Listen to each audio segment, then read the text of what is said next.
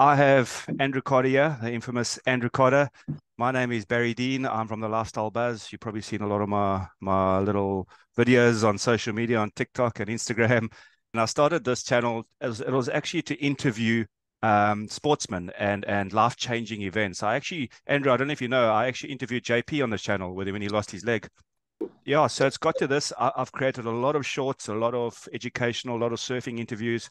But my main objective of the channel is to interview people like Andrew. Andrew and I go back a long way. I'm quite a bit younger than you, I think. I'm 48. What's your age now, Andrew? 60. 6-0.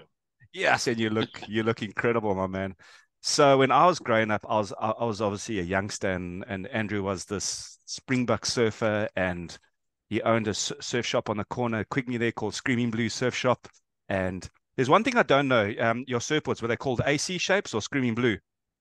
That I can't remember. It was more. We called it Screaming Blue. Yeah. Called then Oh, Screaming Blue. okay, cool. But then, long story short, I started traveling. I went overseas. I lived the dream, and I came back, and that's when we reconnected. This was long after your shark attack. We reconnected. We had a couple of jewels, and then I moved off to Port Elizabeth, and then now I'm down in Muizenberg in Cape Town.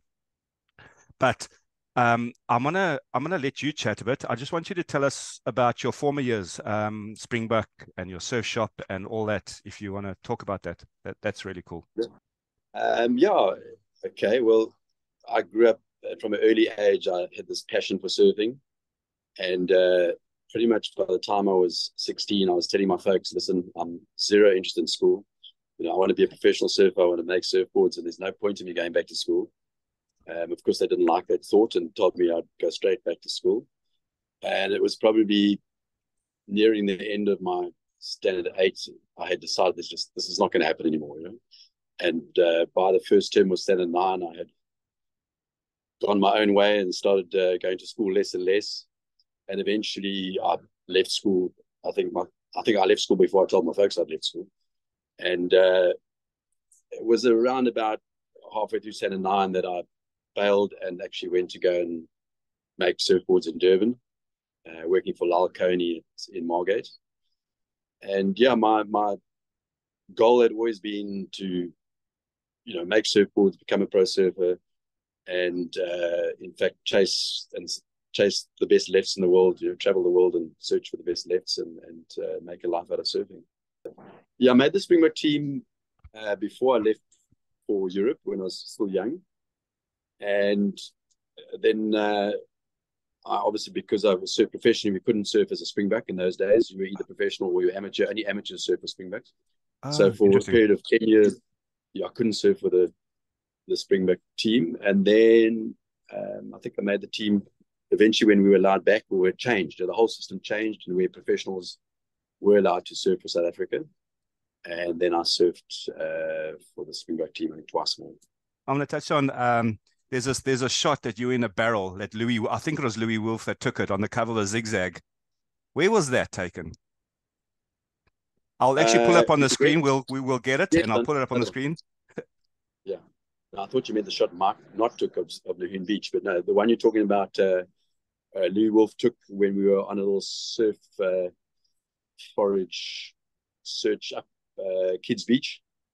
And it had been one of those days in East London where it's really flat. So we went in search and we found little nuggets at Kids Beach.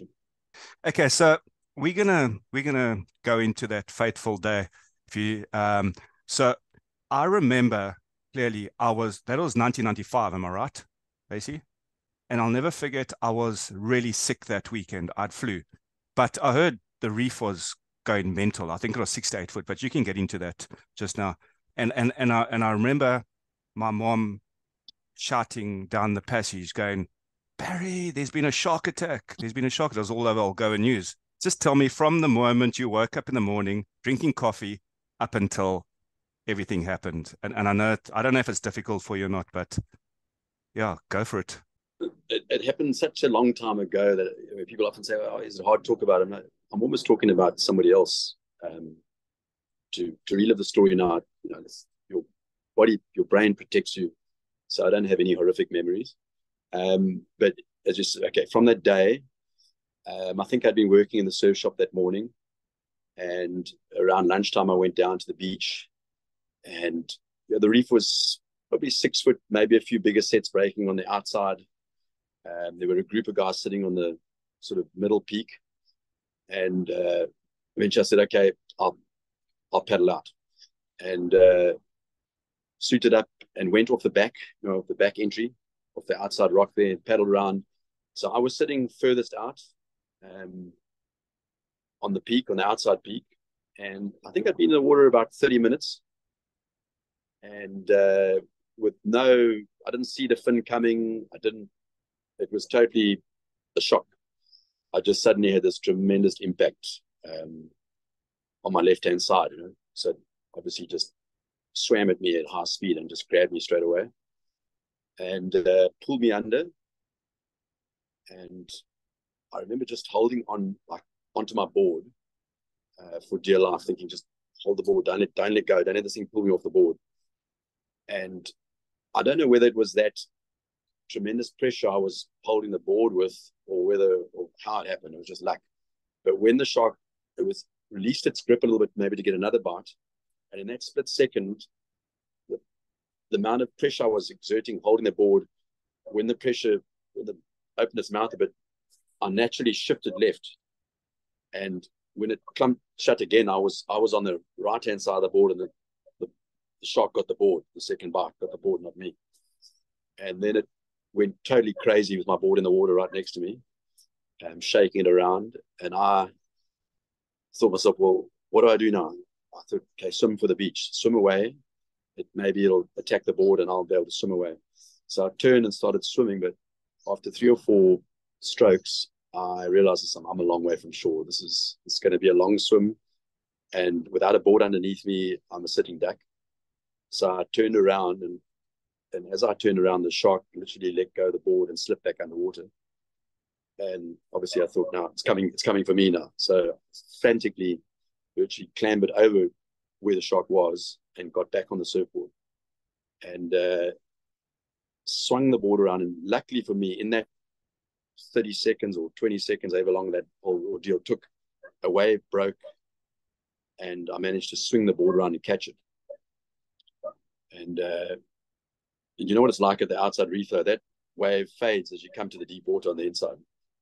And so I rode the board and I was weaving, trying to be a hard target, thinking the shark's coming for me the whole time behind the wave. And then you hit that, I hit that deep water section, which is about, 50 meters across the deep water before you get to the rocks. And that was a long 50-meter paddle.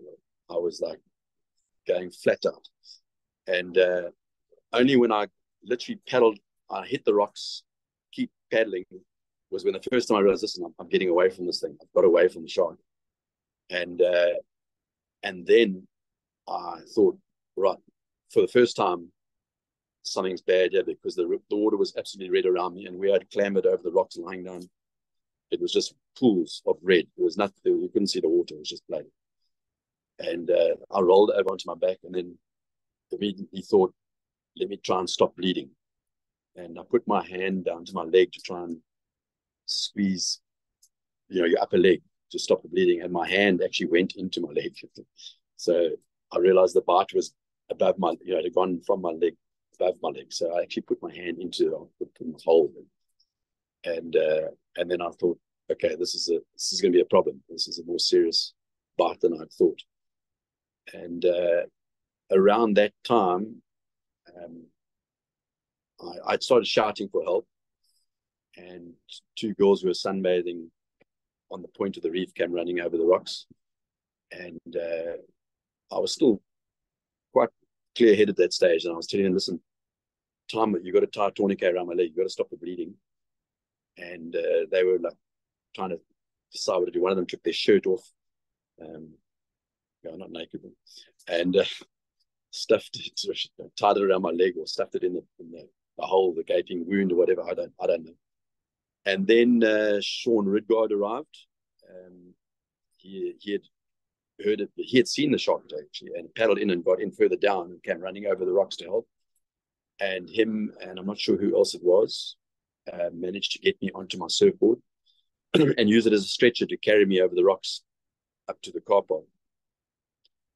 And at that stage, I do remember telling Sean that, listen, just tell everybody that I'm at peace, because I actually thought I was dying, because I was losing consciousness then. And I was going like, I think I was fainting, but I thought it was death because everything was going black. My eyesight vision was going. And well, Sean was classic. He was just, no, no, AC, you're going to be fine. You know, don't worry, we're going to get you help. And he was, yeah, he did a wonderful job. And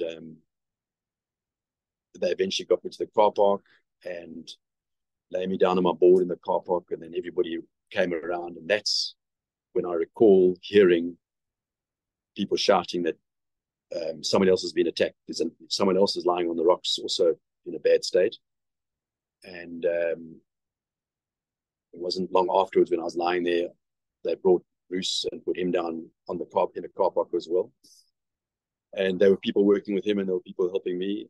And someone had phoned the ambulance, and Dave Fish was there asking me, you know, what can I do? What can I do? And I remember telling Dave, look, just get the best doctors you can get hold of. Don't worry about the money. Just get the best doctors you can that'll sort me out. Because, you know, when you get to hospital, you need the guys to be there waiting. And he did that, and he managed to really get a great physician who happened to be playing golf just a K down the road at the East London Golf Club, you know, on the Reef Road. And he actually got in his car and raced to hospital. And by the time the ambulance had arrived and got us to hospital, he was waiting for us. And in amongst all this story are a couple of funnier incidents, which I'll just mention. And one of them was when Sean and his mate were carrying me on my surfboard across the rocks. It's quite a bumpy, you know, the reef rocks are quite uneven and bumpy. And they were bouncing around a bit, and my legs started bouncing off the board. So I said, Sean, my leg's falling off. My leg's falling off. He's going, no, AC, your leg won't fall off. You'll be fine. It's not that such a bad bite. And I'm like, no, my leg's falling off the board. One of the weird things, you know. And the other one was when we got to hospital, these guys cart you into the main area of the hospital there, and there's 50, 60 people there, and they start cutting off my wetsuit. And I mean, you'd think when you're lying there half about to die, you're not going to be worried about 20 people seeing you naked. Shit. So anyway, they got me into casualty. They gave us a little bit of morphine for the pain. The pain was excruciating. I might say it was absolutely insane. And got me up to the operating theatre. And then it was the first time the doctor came to me and said, listen, we've got a problem. And that is that Bruce is in a bad way. And we have to attend to him first, because they were the only doctors on hand at that stage. And so they monitored me outside the theatre while they attended to Bruce. And it must have been 2 hours later that they eventually got me into theatre. And what they did, 150 external staples and many stitches internal. And the guys did a fantastic job. We were joining each muscle, because all my glutes were torn and all my upper thigh muscles were torn through to the bone. And so they had to join all those muscles back together. Some of them pull up. There was luckily not too much meat missing.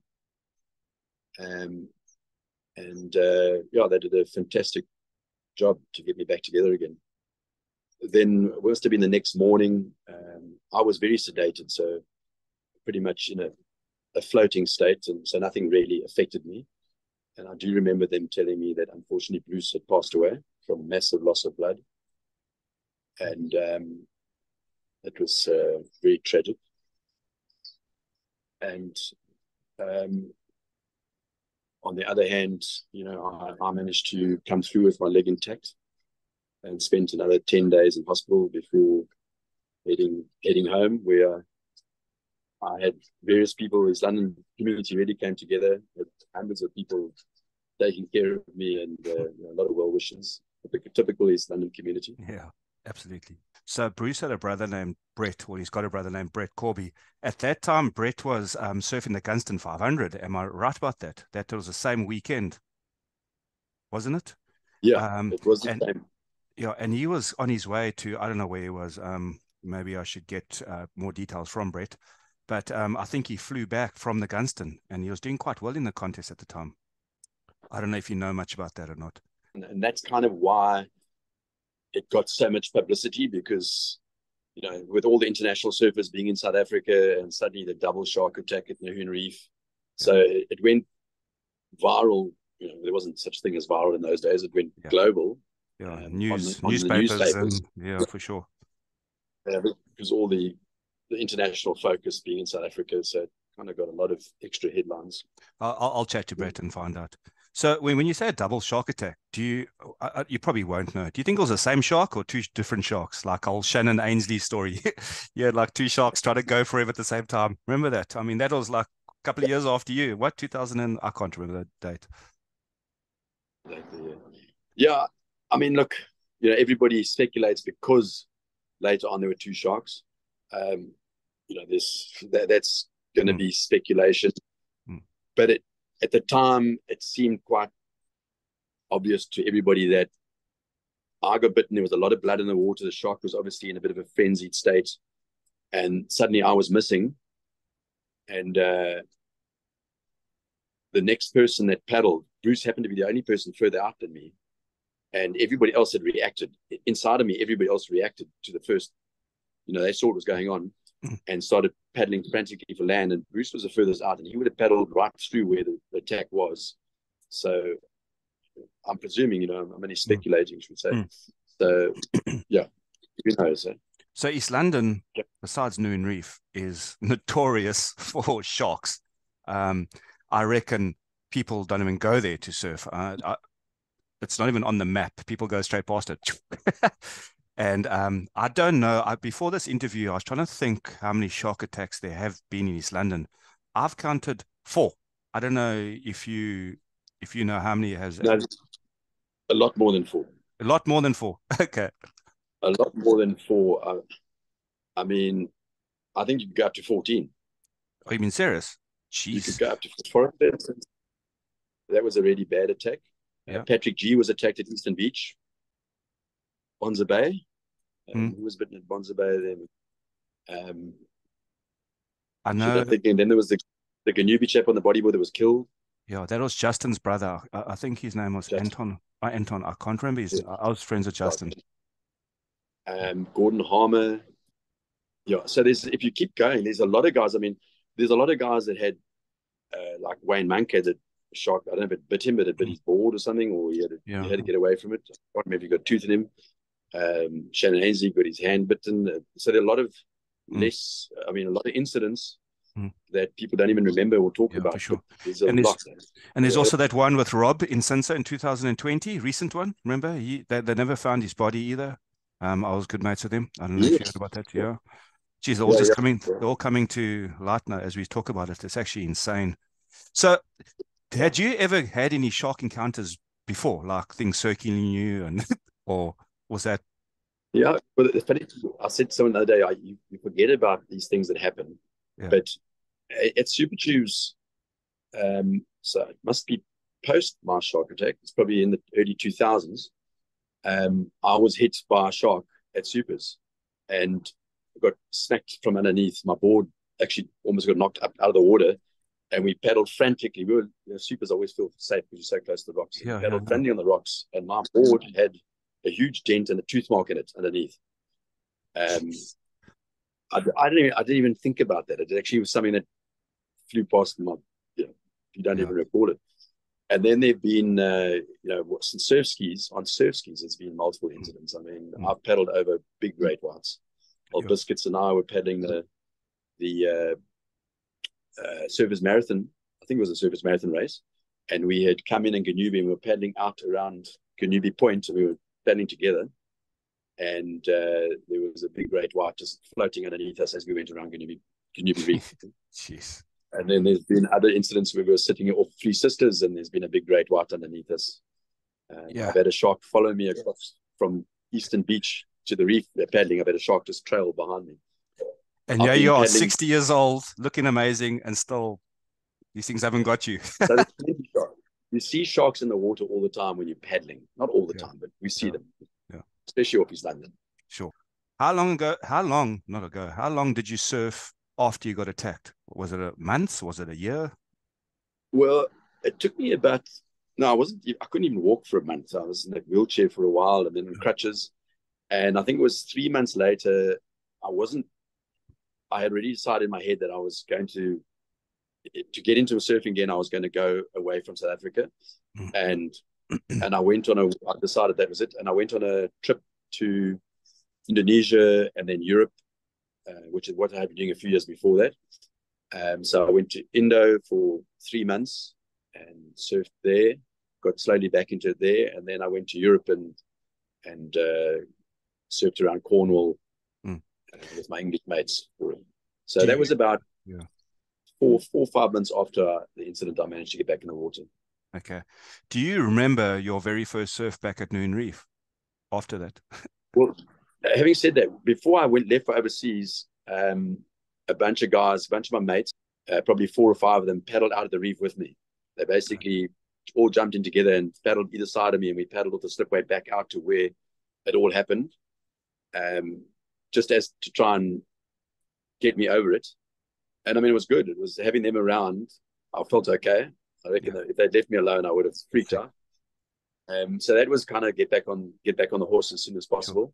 Sure.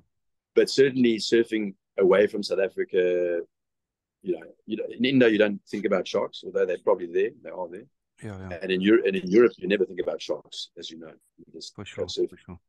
So you just a shout out from your side, if you want to. You touched on two names that were with you on the beach. That they were two legends that have passed away now, Shaun Ridgard and Dave Fish.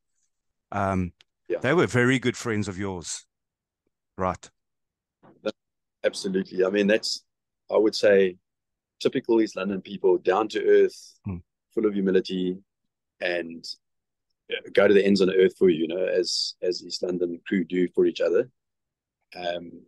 Yeah, very sad. Both absolutely legends in their own right. I mean, the way Shaun Ridgard fought when he knew that he was terminal. I've never met a more positive person, and in fact, an absolute warrior and legend. And to this day, he's taught me a lesson of how a man can face adversity. Sure. Right up to the end, he was laughing with the guys. You would never have thought that he knew what lay ahead. So absolute legend, and what a good surfer in his day. He was a very good surfer, but he always enjoyed a party more, and having a beer with his mates was way more important than winning a contest. That's it. And And Shaun's name was more underground, East London, mates. Dave Fish was well known in the surfing industry, very well known, right? no, absolutely. And then on Dave Fish, on his side, I mean, he was just an instigator. He always was involved in everything from organizing to constantly making sure that everything was all good. For a contest and stuff, he'd be there behind the scenes getting that right. And then the next day, he'd be planning a trip to the Wild Coast. And he was always the instigator of a good surf journey or a good surf adventure. Awesome. And he was interested in a lot of things, not just surfing. So we got on really well. Legend ping pong evenings at his house, and legend trips to the Transkei. And now, ironically enough, his son Simon Fish is a really good surfboard shaper. He's made a good career out of it. Huh? So Andrew, I'm going to share the screen quickly, and I'm just gonna go on to where you're at the moment in your life. You're living in J-Bay, right? And you can talk us through where you are right now. Yeah, so I could probably say that Dave Hansen, Dave Fish used to come surfing supers bring me to surf supers from a young age. I think I first came there when I was 12 or 13, and I've been coming every year ever since. From staying in the sand dunes at supers in a tent, where there were very few people surfing super tubes. So the last 4 years, I've been back in Jeffries and bounced between Jeffries Bay and St. Francis Bay. And I just love this wave-rich area. So this website we're looking at right now, this is your website. It's called the Beach House. And that balcony there, are you sitting in it on that balcony right now? No, I've we ran that is my original home, and about 12 years ago, I turned it into full time into a bed and breakfast, and I now about 2 years ago I bought a little piece of land down at the point, and I'm sitting in a very similar position, about 300 meters further back though. But once again, if I could turn my screen, I'd show you I'm sitting on a very similar balcony looking at Lower Point. This place, I remember But I stayed here once years ago. What a beautiful spot. Oh, geez, it looks cheers. incredible there. Yo, I actually managed to find one photo. Maybe you got a few more you can send. I can chuck in the inserts as we talk. That's that one. Doesn't even look like you. That's a long time ago. I've actually got that same set of jaws above my fire just on the corner here. Oh, really? And funny enough, that set of jaws, they say it was from a 2.8 to 3.2 meter. Yeah. Somebody told me that. The shark that they think bit Bruce and I was somewhere between 3.5 to 4 meters. So Jeez. Okay. it's amazing how big those jaws are. Yeah, for sure, for sure. Oh, is there anything you want to close off with? Do you want to? No, that was cool. Very nice chatting. But cool, AC. It's been awesome. I really appreciate your time. Shot, Yeah, Barry. we'll connect soon.